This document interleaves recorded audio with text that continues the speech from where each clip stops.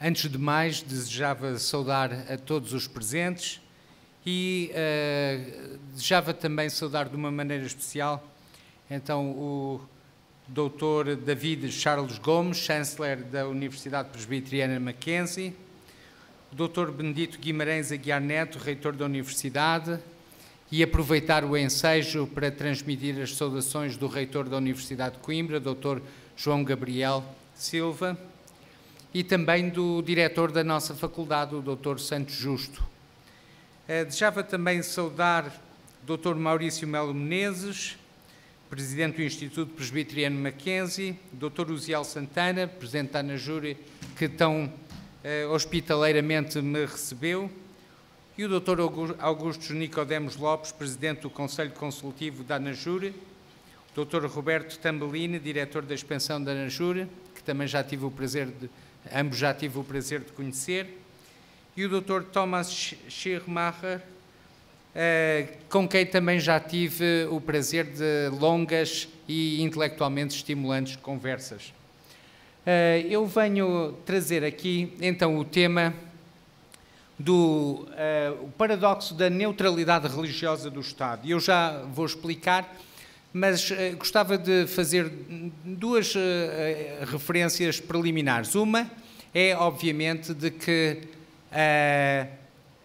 basicamente, as ideias fundamentais desta palestra encontram-se desenvolvidas no livro que está ali e que já foi referido aqui.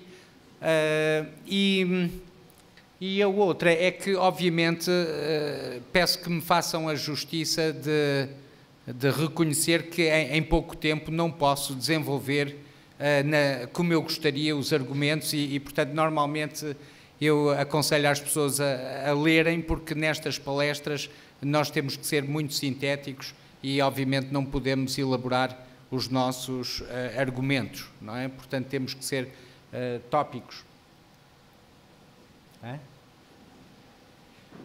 Em primeiro lugar, eu desejava chamar a atenção para o Roger Williams. Ele é considerado por muitos o pai da liberdade religiosa. Ele era secretário pessoal de um grande jurista inglês, Edward Coke, que também foi parlamentar, e ele ficou muito impressionado com a perseguição aos puritanos na Inglaterra, e depois ele próprio decidiu ir para o Massachusetts, onde foi perseguido e fundou mais tarde a sua colónia, uma colónia nos Estados Unidos chamada Rhode Island, com a capital Providência, porque ele achava que a providência divina tinha sido importante. E ele dizia que a verdadeira religião não necessita de instrumentos coercivos para se afirmar. Que a liberdade de consciência significa que papistas, protestantes, judeus ou turcos não podem ser forçados à oração e ao culto ou impedidos de fazer as suas orações particulares. Ele escreveu isso num famoso panfleto, The Bloody Tenet of Persecution. Também gostava de chamar a atenção para um outro pai fundador do constitucionalismo moderno, que muitos não sabem, mas que era um apologeta cristão notável. Se lerem o ensaio dele sobre a razoabilidade do cristianismo, ele apresenta Jesus Cristo como um Messias, não é? O Salvador, o prometido, não é? Mas ele diz também, John Locke, que a verdadeira fé tem que ser interior e autêntica, que o magistrado civil não tem competência em questões de fé, e que o exemplo de Cristo e dos apóstolos era não de avançarem com a espada, mas de avançarem com persuasão gentil e com a santidade da sua conduta. Ele dizia que todos devem ser tolerados, embora com algumas exceções. Não é? No fim do século XVII, ele achava que os católicos não deveriam ser tolerados, nem os ateus. Não é? E porquê? Porque, obviamente, na altura, digamos, os católicos estavam em guerra com a Inglaterra. Jaime II queria estabelecer um reinado católico absolutista como o do seu primo Luís XIV de França, e também havia a ideia de que os ateus por não acreditarem na responsabilidade para além desta vida, não iriam assumir as suas responsabilidades aqui nesta vida, não é? Portanto, mas lá está, concordemos ou não, temos aqui dois cristãos, não é, que influenciados por princípios cristãos procuraram expandir a liberdade religiosa no seu tempo. Não é? Roger Williams mais do que John Locke, efetivamente. Temos também aqui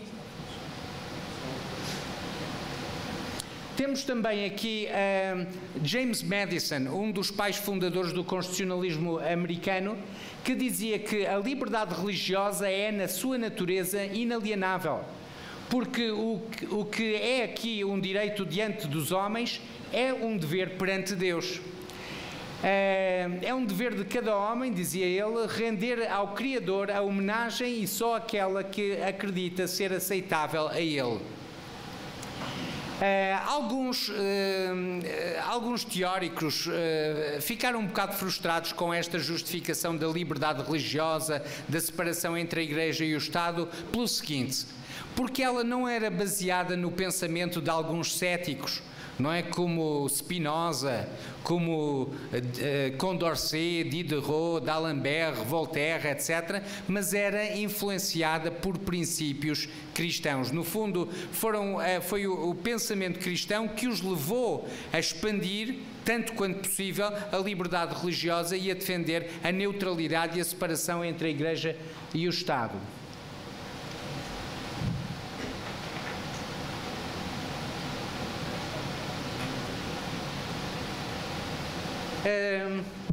Podemos continuar. E então podemos pôr aqui algumas questões, não é? Deve concordar-se com a tentativa de John Locke de defender a tolerância religiosa a partir de princípios evangélicos e congregacionalistas, porque essa era de facto a orientação dele? Outra pergunta que se pode colocar é: que dizer dos fundamentos teístas de Madison, não é? Portanto, de James Madison? E podemos continuar. Não se deveria preferir soluções de maior abertura religiosa como as preconizadas pelo evangélico Roger Williams? Não deverá a liberdade religiosa ser defendida a partir de princípios neutros relativamente à religião? Esta é a questão que vamos tratar aqui. Será que é possível defender a liberdade religiosa, a igualdade, a separação entre a Igreja e o Estado a partir de outros princípios que não os princípios cristãos? Eu gostava de chamar a atenção para o facto de que os valores do Estado Constitucional não surgiram do vácuo, não é? Eles não surgiram de uma flutuação quântica num vácuo.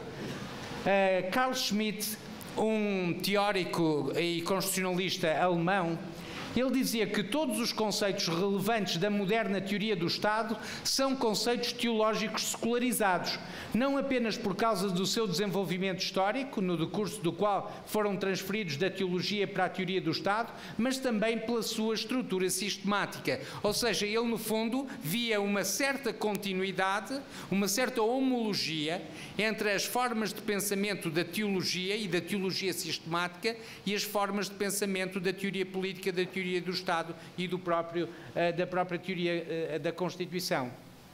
E ele dizia exatamente isto: só tendo consciência desta analogia, podemos apreciar o modo como as ideias filosóficas do Estado se desenvolveram nos últimos séculos. Ou seja, no fundo, estas ideias que nós temos nas Constituições modernas, nas Constituições liberais, não surgiram do vácuo.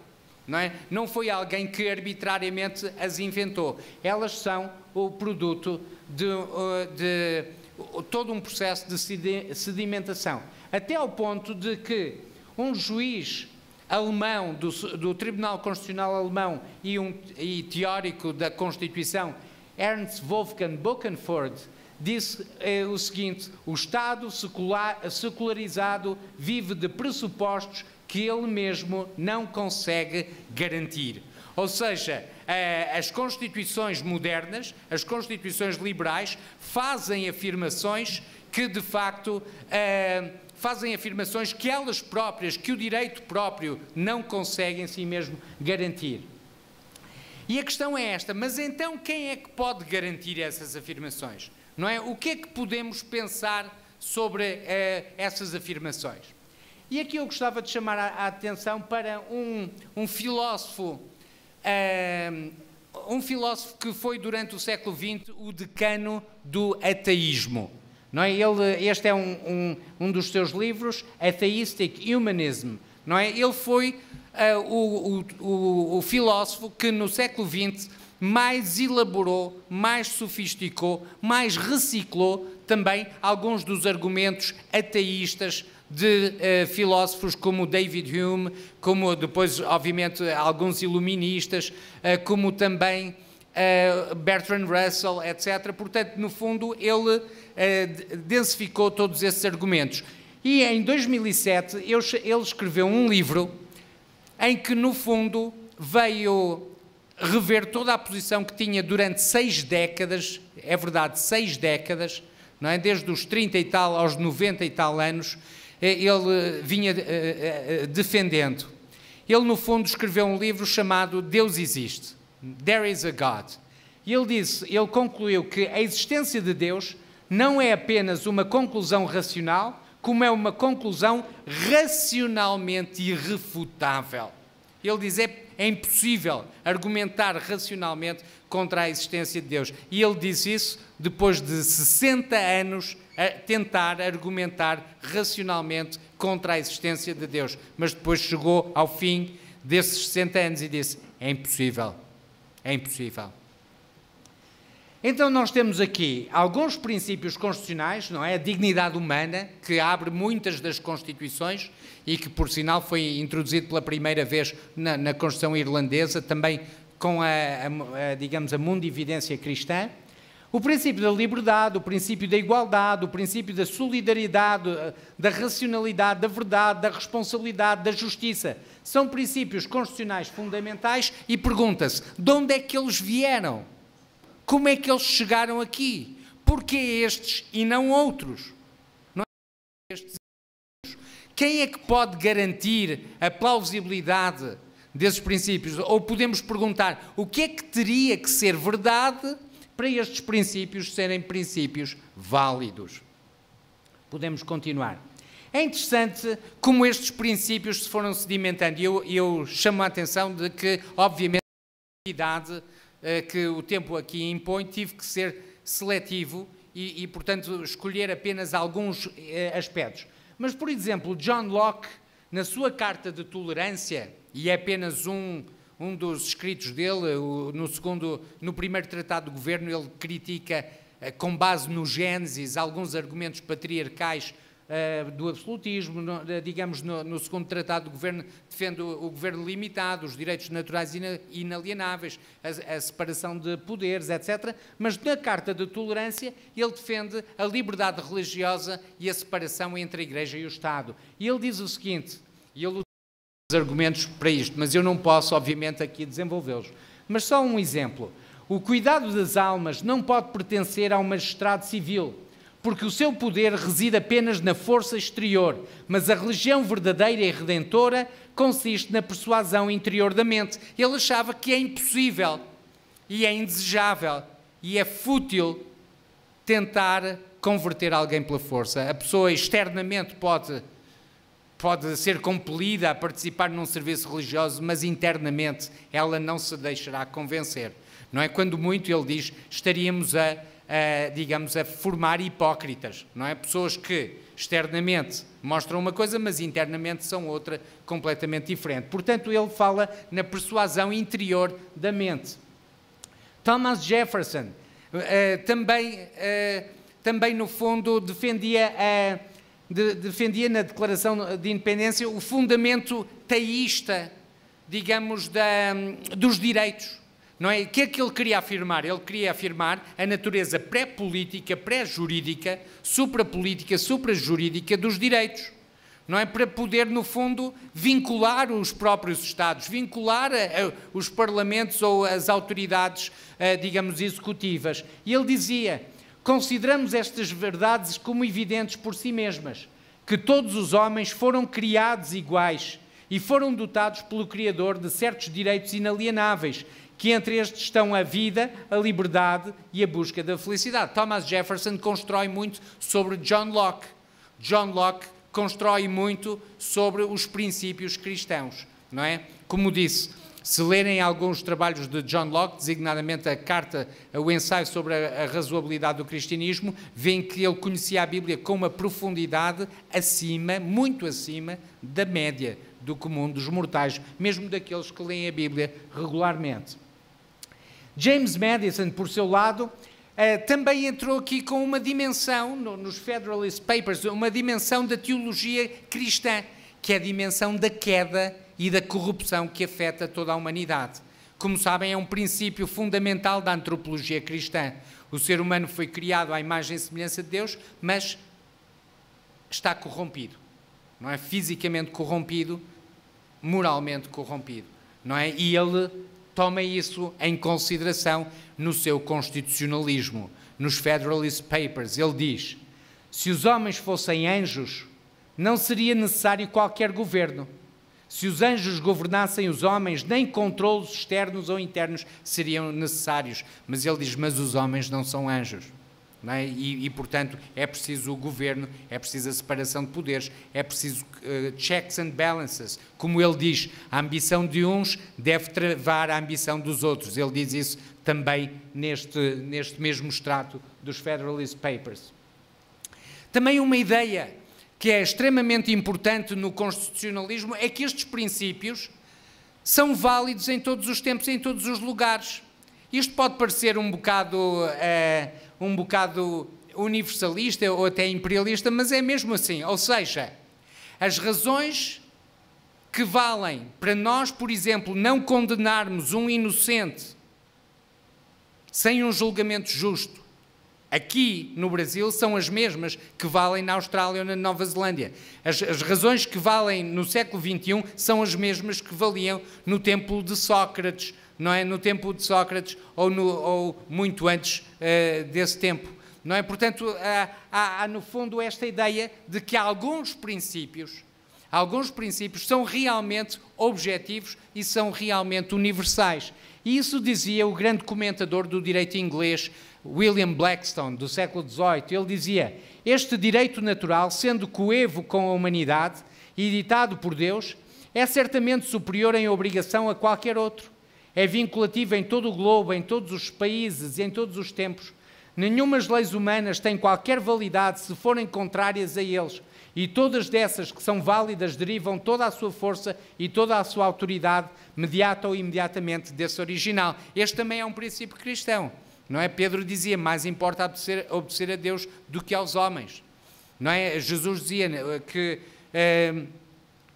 as autoridades não têm nenhum poder que não lhes tenha sido dado. Não é? Também depois da Segunda Guerra Mundial, a certa altura foi criado o Tribunal de Nuremberg, como sabem. E a certa altura os juristas alemães começaram a dizer, bom, mas não existem tratados internacionais ou princípios pelos quais nós possamos ser julgados. Não há direito escrito a nível nacional ou a nível constitucional. Ao que o juiz norte-americano Robert Jackson, que estava, digamos, à frente do projeto do Tribunal de Nuremberg, disse, desde os tempos de Caim, que a humanidade sabe que o homicídio é crime. Não é? E ele foi buscar exatamente essa ideia de que há princípios, não é? Que não é preciso fazer um desenho, não é preciso que estejam escritos. As pessoas sabem que certas coisas são realmente erradas. E ao ponto de que esta consciência de que existe de facto uma dimensão transcendente no próprio direito, ou seja, que não basta, por exemplo, alguém escrever na Constituição que a tortura é permitida para ela passar a ser permitida e moralmente correta. Não basta meter isso numa lei ou mesmo num tratado internacional. O genocídio será aceite se uma maioria significativa dos Estados acharem que ele é aceite. Não. Há coisas que, mesmo que estejam escritas, não são aceites. E essa consciência da dignidade de determinados valores fundamentais levou a que mesmo os revolucionários franceses no pico, digamos, do seu anticlericalismo, não é? Em que o slogan revolucionário dos jacobinos radicais era degolar o último nobre com as tripas do último padre, não é? Como eles diziam.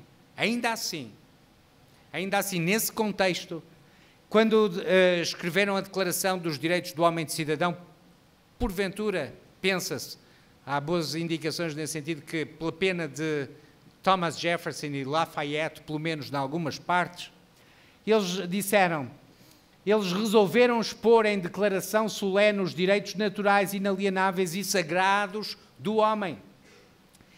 A Assembleia Nacional reconhece e declara, na presença e sob a égide do Ser Supremo, os seguintes direitos do homem e do cidadão. É interessante, mesmo naquele fervor revolucionário, eles quiseram dizer sob a égide do Ser Supremo. E é interessante que, quando houve várias, e houve muitas, e foram até levadas a cabo formas de descristianização da sociedade francesa, por várias maneiras, depois da Revolução Liberal, depois da Revolução Francesa, um dos opositores a essa descristianização foi Robespierre, o radical Robespierre, porque ele dizia, cuidado, não podemos abandonar os princípios cristãos.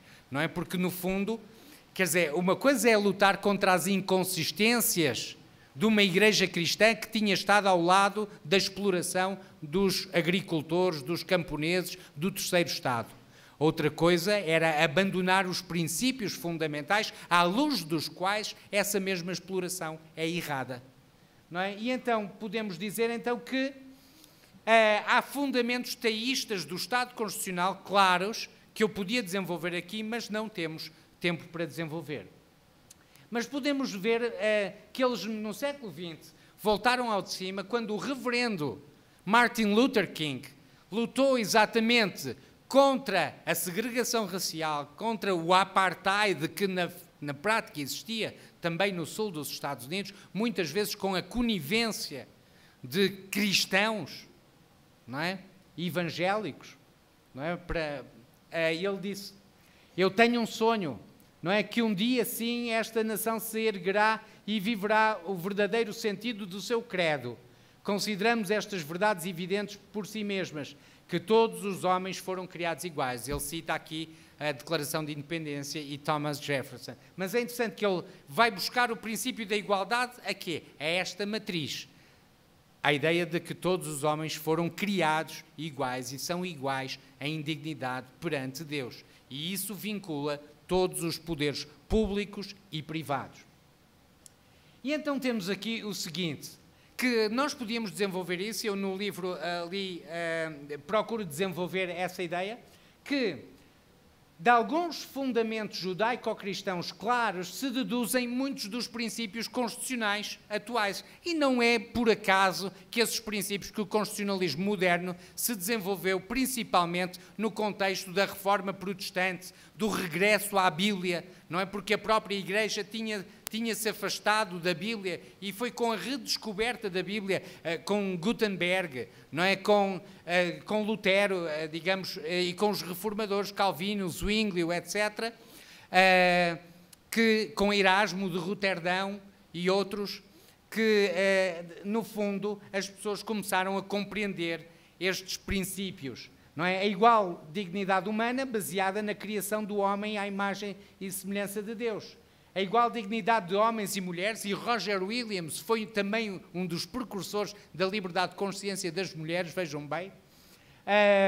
Lá está, o homem e a mulher criados à imagem de Deus, foi aí que ele foi buscar, e foi aí nessa ideia que também John Locke, no primeiro tratado de governo, criticou, digamos, os argumentos patriarcais.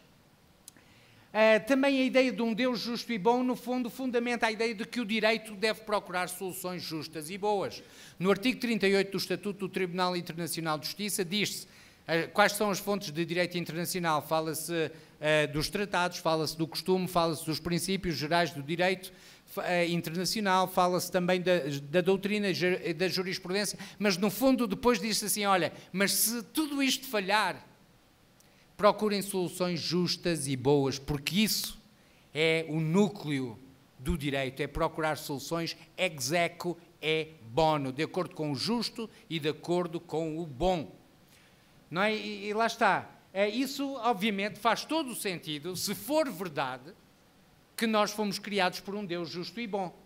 Não é? O dever de verdade no Estado, não é? Nas comissões parlamentares de inquérito, na mídia, digamos, nos tribunais, o dever de verdade material, na política, etc., etc. Esse dever de verdade, que alguns agora querem questionar, dizendo que vivemos numa sociedade pós-verdade, como se isso fosse aceitável. Imaginem se fossem comprar medicamentos ou qualquer coisa e a informação que têm fosse falsa. Se fossem comprar alimentos e a informação fosse falsa. Se fossem, digamos, ler os jornais e a informação fosse falsa. Como é que se pode dizer que se vive numa sociedade pós-verdade?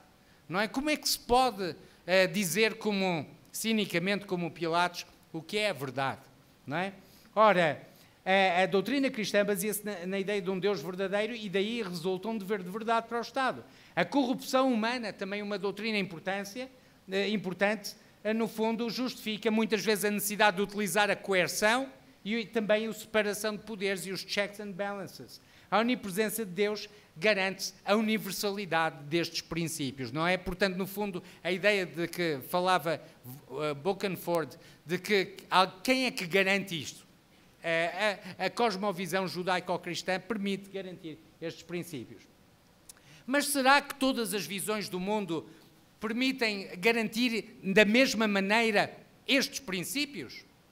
E eu agora digo, não. Não de certeza. Vejamos o que dizia Charles Darwin no primeiro capítulo do seu livro The Descent of Man. Não é? Ele procura demonstrar a evolução do homem a partir das semelhanças e diferenças do homem com os outros animais, como se elas não pudessem ser explicadas com base num criador comum. Mas ele, depois, no fim, depois de especular analisar essas semelhanças e diferenças, conclui o seguinte, que são apenas o nosso preconceito natural e arrogância que levaram os nossos antepassados a considerarem-se semideuses. Ou seja, no fundo o que ele quer dizer é isto. A ideia de dignidade humana, não é? A ideia de dignidade intrínseca do ser humano, de valor transcendente do ser humano, é puro preconceito natural e arrogância, não é? Ele olharia para a dignidade humana e dizia, olha, desculpe, isso é pura arrogância, puro preconceito natural, não há base nenhuma, não há base transcendente nenhuma. Porquê? Porque ele era um naturalista, não é? Para ele o cosmos era tudo o que existia num certo sentido. Ele dizia exatamente que, a certa altura, também no seu The Descent of Man, ele diz que a seleção natural surgiu da competição de tribo com tribo. E no subtítulo do seu livro A Origem das Espécies, ele fala no triunfo das raças mais favorecidas na luta pela vida. Não é que ele, em bom rigor e em justiça para com o pensamento de Charles Darwin, ele acreditava também na evolução dos padrões morais, mas claro, ou seja, mas isto também é um pouco autocontraditório, porque para se acreditar na melhoria dos padrões morais é preciso ter um padrão à luz do qual certos comportamentos são certos e certos comportamentos são errados. Mas a verdade é esta, é que ele defendia que o estado de natureza entre as comunidades humanas é um estado de guerra, não é? No fundo, esta ideia não é nova. Os filósofos da antiguidade, os atomistas, já defendiam essa mesma ideia. Também encontramos essa ideia expressa em Maquiavel, etc., mas por razões diferentes. Mas aqui a ideia era de seleção natural, não é? Havia seleção natural e a guerra era uma forma normal de seleção natural. É por isso que um general alemão na Primeira Guerra Mundial, influenciado por esta ideia, ele dizia que todas as guerras são biologicamente justas, porque nas guerras os mais fortes triunfam sempre sobre os mais fracos e isso é biologicamente justo. E temos aqui um jurista norte-americano, juiz do Supremo Tribunal norte-americano e até importante em algumas decisões com as quais eu concordo, ele escreveu coisas interessantes também, mas ele dizia, na sua visão naturalista, ateísta e evolucionista, darwinista, ele dizia, Não vejo razão para atribuir ao homem um significado diferente em género do que pertence a um babuíno ou a um grão de areia. Não é? No fundo, ele dizia, se o ser humano é um acidente cósmico, é claro que logicamente daí não se segue que tem dignidade intrínseca. Não. Ele tem a mesma dignidade, logicamente, para Oliver Wendell Holmes, que um babuíno ou um grão de areia. E Oliver Wendell Holmes continua e diz o seguinte: tu respeitas os direitos do homem. Eu não, exceto aqueles direitos pelos quais uma dada multidão lute. Os direitos são apenas o resultado da luta bem-sucedida de uma dada multidão. Ou seja, no fundo ele dizia, não há direitos morais, não há direitos inalienáveis. Se queres alguma coisa, luta por ela. Independentemente do que seja, não há códigos éticos, códigos morais. Aquilo que vai decidir é, no fundo, a luta dos mais fortes sobre os mais fracos. E isso é que é o direito. Podíamos dizer, might makes right, não é? Digamos, o poder é que faz o direito. Não é? Mas não foi só ele que pensou assim. Não é? Adolf Hitler, no seu livro Mein Kampf, adotou esta ideia também do darwinismo. Embora misturada com cristianismo e paganismo, ele fez uma salada, digamos, um bocado esquisita, não é? E sem sabor, mas a verdade é que ele disse, todo o mundo da natureza é um poderoso combate entre a força e a fraqueza, uma vitória eterna dos fortes sobre os fracos. Quem quiser lutar, quem quiser viver tem que lutar. Quem não quer lutar neste mundo onde a luta permanente é a lei da vida, não tem direito a existir. E depois também no seu famoso discurso de Nuremberg, ele disse, uma raça superior sujeita a si mesma uma raça inferior. É uma lei que nós vemos na natureza e que pode ser considerada como a única lei concebível. E sabem uma coisa? Com base nisto, ele disse mais. Ele disse, olha, um tribunal mundial é uma piada. Não é? Mas, claro, depois ele deu um tiro na cabeça num bunker em Berlim e muitos dos nazis foram julgados. E, curiosamente, 23 deles eram médicos. Médicos. Não é? Provavelmente ensinados no positivismo cientista, naturalista e ateu, de que essa coisa da moral e da religião, etc., isso é primitivo, isso é atávico, isso é pré-científico, isso é pré-moderno, etc. Nós agora devemos separar as coisas, defender a autonomia ética, a autonomia, digamos, autopoética, digamos, do nosso sistema e prosseguiram assim. A verdade é que alguns foram enforcados, outros foram condenados apenas de prisão perpétua e outros apenas mais leves. Mas essa é a verdade. Mas começamos a ver aqui um padrão. Começamos a ver aqui que um padrão de que uma visão secularista, naturalista, ateísta, realmente que postula que o ser humano é um simples acidente cósmico, não tem nenhuma razão lógica para deduzir qualquer dignidade intrínseca, qualquer estatuto de dignidade transcendente. Não é? Não há, de facto, qualquer possibilidade. E o próprio Stephen Jay Gould, um evolucionista de Harvard que já faleceu há uns anos atrás, ele reconhecia isso. Ele dizia que argumentos biológicos a favor do racismo podem ter sido comuns até 1850, mas eles aumentaram em ordens de magnitude depois da aceitação da teoria da evolução. Isto dito por um evolucionista de Harvard, Stephen Jay Gould. Também um outro biólogo evolucionista norte-americano diz a liberdade moral do ser humano é tanto ou tão pouca como a de uma mosca, de uma bactéria ou de uma taça de açúcar. Não é? Portanto, começam a ver aqui, de certa forma, a chamada ideia perigosa de Darwin, aquilo que Daniel Dennett, no seu livro Darwin's Dangerous Idea, disse, que o darwinismo iria corroer todas as dimensões que nós conhecemos da moral, da política, do direito. Não é? Iria corroer como um ácido universal. E estamos a ver, de facto, aqui o seu poder corrosivo. William Provine, outro evolucionista norte-americano, diz não existe nenhum fundamento último para a ética, nenhum sentido para a vida, nenhum livre-arbítrio para os seres humanos. Ou seja, o direito construído com base nesses princípios, nesses postulados, no fundo está a ser enganado, está numa grande ilusão. E podemos ver também Richard Dawkins, talvez neste momento um dos mais ardentes evolucionistas, embora na sofisticação dos seus argumentos não chegasse aos calcanhares de Anthony Flew. Ele disse o seguinte: o universo que nós observamos tem precisamente as propriedades que deveríamos esperar se não existe na base nenhum design, nenhum propósito, nenhum mal, nenhum bem, mas apenas uma indiferença cega e implacável. Ou seja, aquela ideia típica não só da cosmovisão judaico-cristã, mas também dos filósofos da antiguidade. Não é? De Aristóteles, Platão, Séneca, Cícero, todos eles tinham a ideia de que havia uma ordem, um nomos e um logos no universo, embora muitas vezes não soubessem exatamente explicar o que é que seria isso, mas era algo que os intrigava, de facto. Aqui temos Richard Dawkins a dizer, não há nada disso. O que há é indiferença cega e implacável. Ninguém quer saber, não há padrões morais realmente, no fundo tudo é luta, tudo é, digamos, seleção natural.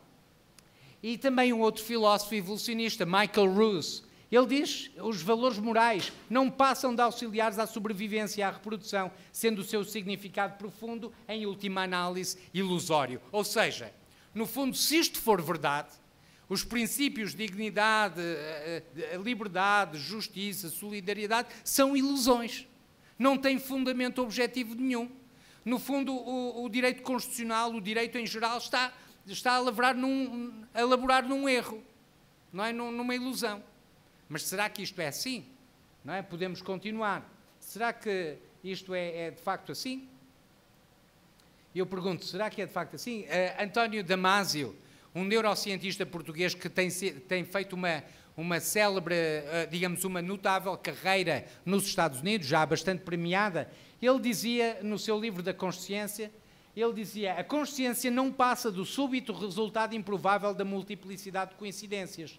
A mente não deve a sua existência a uma ou algumas propriedades cerebrais claramente identificáveis, mas sim à articulação fluida de vários locais do cérebro funcionando ao mesmo tempo. Ou seja, para ele, a consciência é um acidente cósmico. Não é? Aquela ideia de que nós devemos proteger a liberdade de consciência, devemos colocá-la num padrão muito elevado do direito constitucional, devemos dizer que ela é intangível. Ele diz, não, é um acidente cósmico, não tem dignidade nenhuma, olha, calhou, e ninguém sabe exatamente como, porque no fundo foi, de repente, vários locais do cérebro funcionaram de uma determinada maneira, olha, e deu a consciência. Não é? Agora, não há, quer dizer, Immanuel Kant dizia, no fundo, que o ser humano deve ser tratado como um fim em si mesmo, mas um acidente cósmico, por definição, não tem um fim, não tem um objetivo, não é? E portanto, não faz muito sentido. Se a consciência, de facto, é um puro acidente cerebral, neurológico, etc., realmente, perguntamos, fará sentido proteger? E então temos aqui, lá está, que se for verdade, então que o universo surgiu do nada por acaso, o que não deixa de ser um conceito assim, mind-boggling, não é? Como se costuma dizer, não é? Se no princípio havia nada, o que é que explodiu, não é? Podemos perguntar. Bom, mas no fundo, então temos o acidentalismo e o nihilismo. Se for verdade que o universo vem de processos irracionais, então temos a irracionalidade estrutural do universo. Ficamos a saber como é que se faz ciência, se o universo é estruturalmente irracional. Se for verdade que o homem é um acidente cósmico, então resulta daí, logicamente, que o homem não tem dignidade intrínseca, porque um acidente cósmico, por definição, não tem dignidade intrínseca. Não é? Se for verdade que o ser humano é o resultado de milhões de anos de predação e morte, então realmente a única lei que se observa na natureza, como dizia Hitler, é a lei do mais forte, a sobrevivência do mais apto, ou como diria Charles Darwin, o triunfo da raça mais favorecida na luta pela vida. Se for verdade que há só uma base genética para o comportamento, então realmente é verdade que a moral é uma ilusão genética e que o direito que se constrói sobre a moral também está a elaborar numa ilusão. Se for verdade que a consciência é um acidente cerebral, então a consciência também não tem dignidade intrínseca. Então não se percebe porque é que o constitucionalismo há de há de proteger a liberdade de consciência, a liberdade de religião, a liberdade de pensamento, e não é por acaso que alguns destes autores, como o Richard Dawkins, dizem exatamente isso. Que a liberdade de consciência e a liberdade de religião não são direitos, são erros. É um erro. Não é? Eles dizem isso. Aquilo que nós dizemos que é um direito, eles dizem isso não é um direito, isso é um erro. Isso não faz sentido. Não é porque, para eles, para este discurso, os direitos não fazem sentido. As ideias são simples memes cerebrais. Eles dizem que algumas ideias são vírus, mas eles nunca aplicam isso às suas ideias. O que lá está é outra vez um bocado autocontraditório, não é? E quando eles começam com argumentos autocontraditórios, nós devemos desconfiar. Não é? Depois também, que no fundo tudo assenta na propagação de genes egoístas. E então o resultado é o direito calculista, estratégico, simples análise de custos-benefícios, não é? Em que no fundo já nada tem realmente valor. Não é? Havia um juiz norte-americano, o Richard Posner, que é professor de Direito em Chicago, e ele tem uma análise tem um livro que é a Análise Económica do Direito, em que ele reduz tudo a simples custos e benefícios, calculismo estratégico. E ele chega até a defender, e talvez tenha sido por isso que ele não foi nomeado para juiz do Supremo Tribunal norte-americano, ele defendeu o seguinte: olha, devemos acabar com as adoções e de criar lojas para bebés. As pessoas chegam lá, compram os bebés, olha aquele é bonito, olha aquele tem uma doença e tal, é mais barato, vamos levar e tal, não é? E ele justifica, é verdade, ele diz isto na doutrina e, portanto, reparem, é óbvio que um jurista cristão, quando lê isto, diz assim, algo está errado. E ele dá o argumento, qual é o argumento dele para defender esta solução? É simples, aumenta a oferta e diminui o preço. Não é? Ele diz, é uma boa solução porque aumenta a oferta e diminui o preço. Isso é bom. Ora, lá está. É por isso que mesmo o filósofo alemão Jürgen Habermas, sobre o qual já tive, digamos ali, estimulantes conversas com Thomas Schirmacher, ele diz, ele próprio perante isto, e isto é uma coisa interessante, porque estamos a assistir, não só alguns como Anthony Flew, etc., começamos a assistir à ideia de que alguns começam a achar que há algo estranho aqui. Então, Jürgen Habermas diz que a linguagem darwiniana de mutação e adaptação, seleção e sobrevivência é demasiado pobre para se aproximar da diferença entre o que é e o que deve ser. Ele próprio começa a perceber que há algo errado, e é interessante ver alguns destes grandes pensadores que durante muito tempo defenderam o secularismo como algo superior, etc., agora estão a dizer, algo se passa aqui, não é? Mas nós podemos perguntar então o seguinte: qual a linguagem e a cosmovisão adequada para fundamentar os direitos? Existe uma base objetiva sólida para considerar a dignidade humana e a liberdade de consciência como um valor fundamental? Não serão os valores da igual dignidade e liberdade de todos os indivíduos, em última análise, ilusórios? Não serão os direitos apenas o produto de relações de poder e de força sem qualquer substância objetiva? Quem pode arbitrar isto? Quem pode arbitrar estas questões? Alguns dizem, olha, a ciência já arbitrou, já decidiu. Não é? A ciência já arbitrou, temos que confiar na ciência. A ciência é assim, olha, ela mostra que de facto vivemos numa ilusão, olha para a ciência. Mas será que a ciência pode arbitrar isto? Continuemos. A ciência como árbitro. Quais são os problemas aqui da ciência como árbitro? São vários e eu sintetizo aí.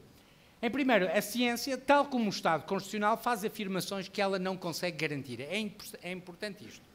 O Estado tem um problema, faz afirmações que não consegue garantir, mas a ciência também. A ciência também. Eu antecipo já. A ciência, o cientista, antes mesmo de investigar, postula a inteligibilidade do cosmos e a sua própria inteligência, a sua própria racionalidade. Ou seja, ele acredita que a ciência é um projeto racionalmente viável. Não é? Mas quem é que pode garantir isso se, no fundo, tudo é o resultado de processos irracionais e aleatórios? Não é? Quem é? Até o cérebro humano. Quem é que pode garantir essa racionalidade? Não é? Quem é que pode garantir a aplicação da matemática e da lógica, digamos, para estudar, digamos, o sistema solar ou para além dele? Não é? Portanto, no fundo, os cientistas, longe de serem neutros, este é outro problema, são influenciados pelas visões do mundo em confronto. Ou seja, ninguém está imune às visões do mundo. A ciência não encontra resposta clara para questões fundamentais da origem do universo, da vida e do homem. A estrutura do universo, da vida e do homem corroboram a visão judaico-cristã do mundo. E posso chamar a atenção para isto. Em primeiro lugar, pressuposições da ciência. A ciência faz afirmações que ela mesma não pode garantir. Ela postula a inteligibilidade do cosmos, postula a inteligência do homem e postula a regularidade do universo, postula a universalidade da lógica e da matemática. Ora, a visão judaico-cristã do mundo garante estas afirmações. Porquê? Porque ela postula um Deus racional que criou racionalmente o universo como uma estrutura racional para ser compreendido por um homem criado à imagem e semelhança de um Deus racional. Portanto, realmente a ciência faz afirmações que ela mesma não pode garantir. Mas quem garante a visão judaico-cristã do mundo garante, assim como garante as afirmações de dignidade humana, liberdade, igualdade, justiça, solidariedade, feitas pelo Estado Constitucional. Portanto, realmente, quer a ciência, quer o Estado Constitucional, precisam de alguma coisa que garanta as suas afirmações. O quê? A visão judaico-cristã do mundo garante essas afirmações.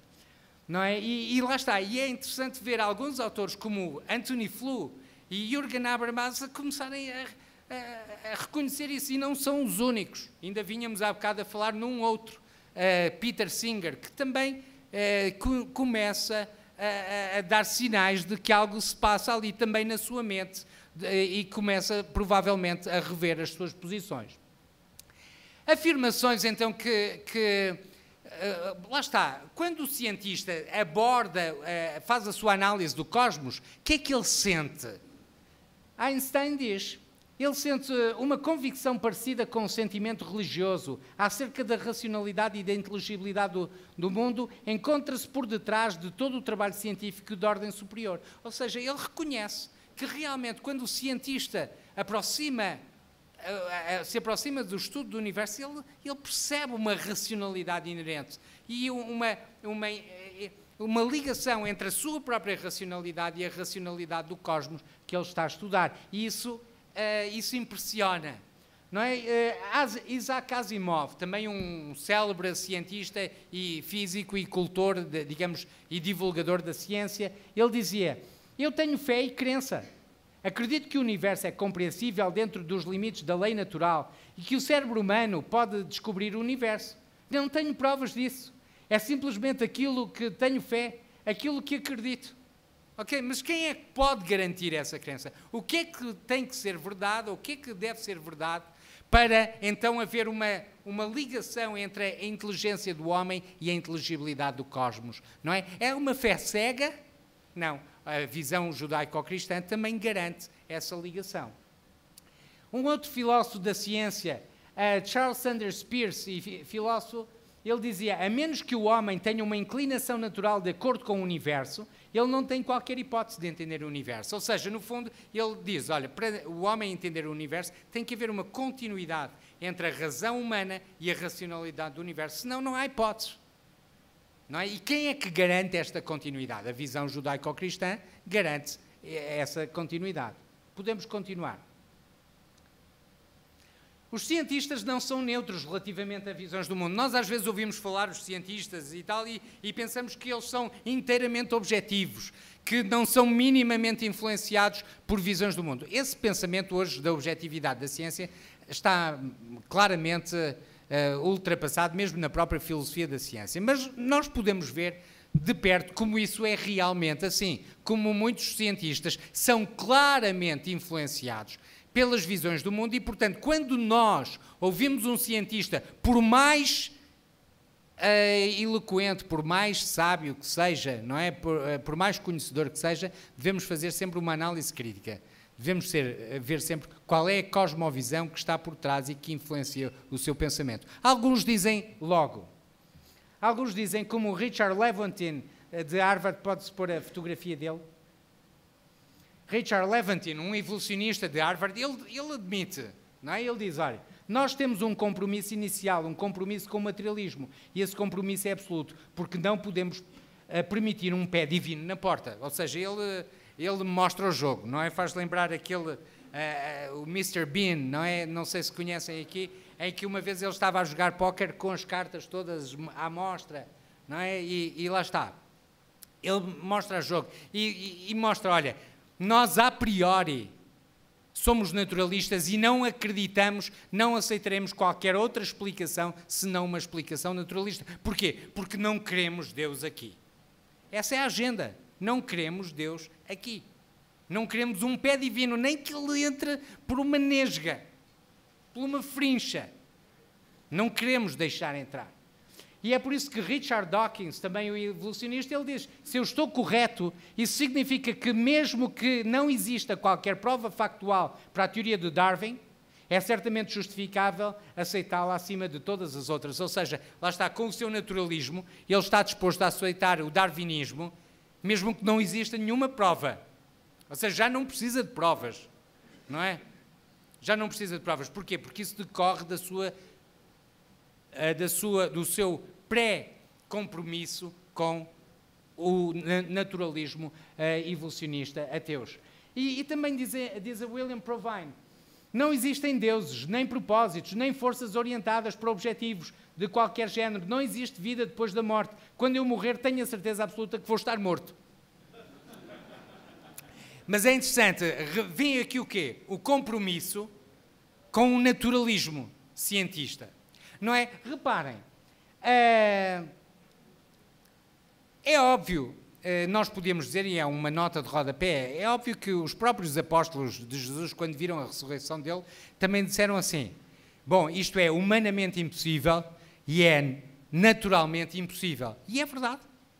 De facto, a ressurreição de Cristo é humanamente impossível e naturalmente impossível. Mas não foi um fenómeno nem humano, nem natural. Foi divino e sobrenatural. Não é? Realmente, humanamente, é impossível. Naturalmente é impossível. Mas a mensagem bíblica é que, divina e sobrenaturalmente, não é impossível. Mas, claro, é rejeitada a priori por quem tenha uma visão naturalista. E quem tenha uma visão naturalista que diga que o cosmos é tudo que existe, nunca aceitará. Mesmo que a evidência caminhe todo nesse sentido, ele vai rejeitar essa posição e adotar outras, mesmo sem qualquer evidência. A ciência não responde a questões fundamentais, não é? Paul Davies, um físico também ateu. O Big Bang representa a suspensão instantânea das leis da física, um relâmpago súbito da anomia que tornou possível que algo surgisse a partir do nada. Ele representa um verdadeiro milagre. Reparem, isto é muito bonito, mas isto é especulação. E lá está. Milagres por milagres, a nossa visão judaico-cristã também garante os milagres. Francis Crick, digamos um dos cientistas que descobriu o código do DNA, ele dizia, a origem da vida parece ser, neste momento, quase um milagre. Tantas são as condições que teria satisfeito para poder avançar. Lá está. É um milagre da vida, um milagre do cosmos, um milagre. Sim, é um milagre. De facto, é algo que não tem explicação natural, não tem explicação humana, mas que a visão judaico-cristã do mundo pode garantir. A origem do código genético, um estudo de 2009, conclui, embora estes factos sejam fundamentais e tenham inspirado cenários para a evolução e expansão do código genético, considerações evolutivas podem, na essência, não fornecer uma resposta para a origem do código, já que ele é um pré-requisito para a evolução. Ou seja, eles dizem, se calhar não conseguimos, pela linha evolutiva, não conseguimos chegar lá, porque a evolução pressupõe o código genético, não é? E como é que ele surgiu, não é? Também ele seria um milagre, não é? Como dizia Francis Crick, que o descobriu. David Berlinski, perante isto, ele diz o seguinte, e lá está, aqui alguns cientistas começam a perceber que as coisas são bem mais complicadas do que às vezes as ideias dominantes aí sugerem. Ele diz, nós não sabemos como o universo começou, não é? Não sabemos porque é que ele está aqui. Charles Darwin falava especulativamente, lá está, especulativamente, sobre a vida surgindo de um pequeno charco morno. O charco desapareceu. Não é? Ou seja, escusamos de entrar por aí. O universo inteiro não pode ser plenamente compreendido por qualquer sistema de inferências isolado que exista dentro dele. Ou seja, no fundo, também vemos que a ciência não tem condições para chegar à visão judaico-cristã do mundo e dizer, olha, vocês foram refutados. Não, de forma alguma. A visão judaico-cristã do mundo garante os valores do Estado Constitucional, garante as próprias pressuposições em que a ciência se baseia e, curiosamente, o próprio cosmos começa a dar sinais claros e evidentes da sua estrutura racional. Anthony Flew convenceu-se exatamente por isso. Ele disse, olha, nunca me apareceu ninguém na estrada de Damasco ou numa estrada qualquer, com uma luz, etc. Nunca tive uma revelação, nunca vi nada sobrenatural. Nunca tive uma experiência sobrenatural.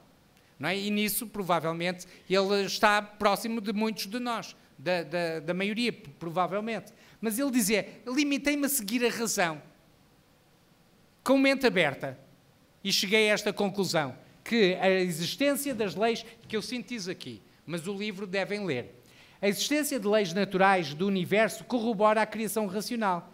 A origem do universo, a sintonia do universo para a vida corrobora a criação racional.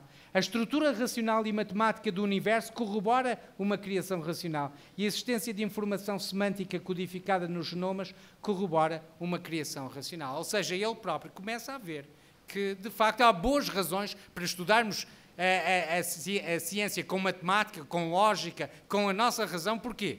Porque o universo tem provavelmente mesmo uma estrutura racional. E tanto é que agora, ainda há pouco tempo, foi lançado um livro, em 2014, já de 2014, por um físico e matemático que não tem nada de cristão, mas ele também é daqueles, provavelmente na linha de Pitágoras e dos pitagóricos, não é? Que aprecia a estrutura matemática do universo, a estrutura lógica, racional, matemática. Ele escreveu um livro, Our Mathematical Universe, e ele dizia, penso que o aspecto mais interessante da física e da cosmologia que acontece por podermos, que acontece que podemos descrever absolutamente tudo através da matemática. Ora, lá está. O que é qual é a visão do mundo sobre a criação? Que o Logos criou tudo. Logos é razão, é palavra, não é? E, portanto, se o Logos criou o mundo, não admira que ele possa ser realmente, ter uma estrutura matemática e mais, e alguns dizem não só matemática, mas dizem já computacional. Então podemos concluir que a visão judaico-cristã do mundo garante o Estado Constitucional e a ciência. E não é por acaso que eles surgiram, a ciência moderna e o Estado Constitucional surgiram gêmeos exatamente no contexto dos mesmos processos intelectuais da reforma, não é? Que, no fundo, lá está. É por isso que Kepler e que Isaac Newton, por exemplo, achavam que a ciência, para eles, era pensar os pensamentos de Deus depois de Deus, ou seja, aprender com Deus. Aprender com Deus, não é? Como é que funcionam as coisas. Então vemos que o Estado Constitucional e a ciência obedecem a uma lógica de logos e nomos, não é?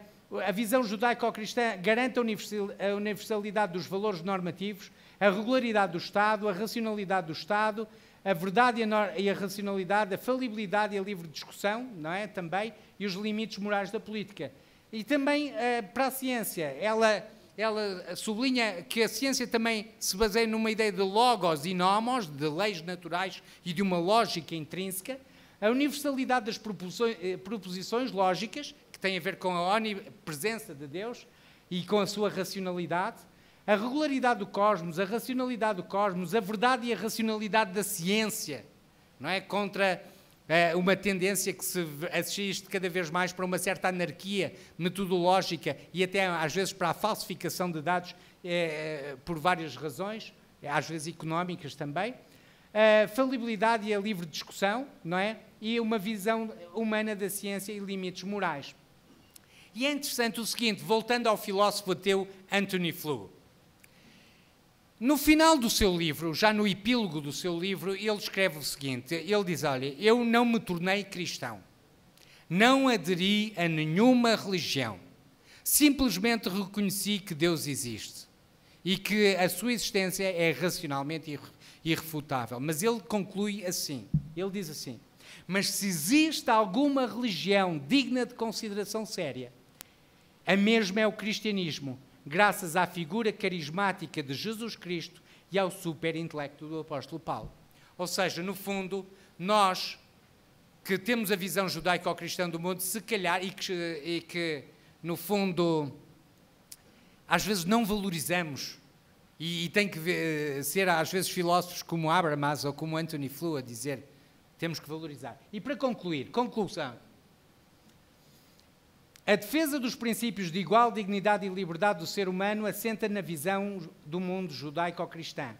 Esses valores não decorrem logicamente de qualquer visão do mundo religiosa ou secularizada, ou seja, há visões religiosas que não são compatíveis com esses valores. Só uma nota, por exemplo, se eu acreditar que o universo foi criado pelos deuses do Olimpo, não é? Cronos, Zeus, Heras, digamos, Hades, etc., que há um deus da morte, um deus da guerra, etc., etc., que os deuses se devoram uns aos outros, os pais devoram os filhos atentam contra os pais, etc., é óbvio que se eu acreditar nisso, não tenho nenhum fundamento para acreditar na dignidade da pessoa humana, porque se nem os deuses têm dignidade, quanto mais os homens. Não é? Portanto, há muitas visões religiosas das quais não se deduz a igual dignidade. Algumas religiões apontam naturalmente para um sistema de castas, por exemplo.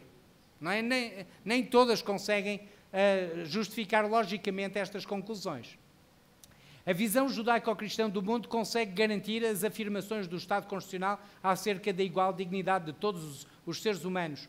Uma visão do mundo secularizada não consegue fundamentar a dignidade intrínseca e transcendente dos seres humanos. Pelo contrário, acha que é arrogância e preconceito natural. Não é? Uma visão do mundo secularizada não consegue fornecer um fundamento objetivo e universal para a normatividade e primazia de determinados valores éticos. A visão judaico-cristã do mundo consegue garantir as pressuposições que sustentam a ciência, respeitantes à racionalidade e inteligibilidade do cosmos e à racionalidade e inteligência do ser humano. Uma visão secularizada da ciência, assente em processos irracionais e aleatórios, não consegue fundamentar a inteligibilidade do cosmos e a inteligência do ser humano. Dependendo de uma visão do mundo religiosa, os valores da igual dignidade e liberdade não podem ser absolutamente neutros do ponto de vista das diferentes religiões. Isto é verdade. Eu procuro, no fundo, desenvolver estas ideias por escrito, mas aqui, no fundo, limito-me a estes pontos fundamentais. Eu depois procuro também analisar algumas implicações para algumas das questões fundamentais com que o Estado Constitucional se debate hoje. Muito obrigado pela vossa atenção.